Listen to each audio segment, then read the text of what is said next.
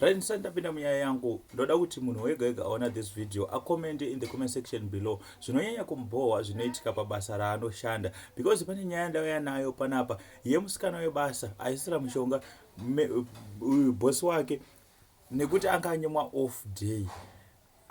Guys, so nyaya maitikira yakaita sandanyanya kupinda futi mairi. Kana uri munyowani, please don't forget to subscribe. Tongo kuchingamidza nemufaro pano paBombshell Television.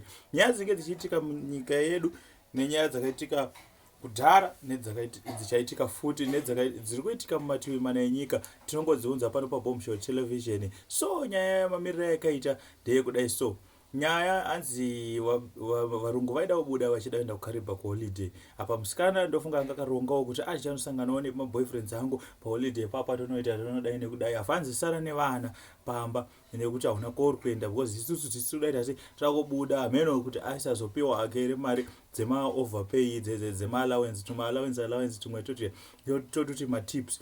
So musikana haana kufara nazvo, akangonyebedzera kusekerera achita sese paakanzi chichibikira zvekuti tichibuda tiende tadya, ndo paakavha dhila musikana avhaisa poison muchikafu chevarungu, varungu vachisara vachifa iye achienda kuoff. Saka kuenda kwaakaita kuoff, saka kwakuri kuendera tu bozi unozodzoka uchishandirani iwe uchinge wauraya vanhu unoshandira. So oda kuti mundiudza zvamunofunga in the comment section below, kuti munozvionawo sei nyaya iyi. Akatadza kufunga here kana kuti akagona pamaonero enyu nezvamunokanganisirwa kumabasa, kana kuti pane nyaya iri behind dzakazobuda idzi anga ari mamaina issues. So oda kuti mundiudze zvamunofunga in the comment section below.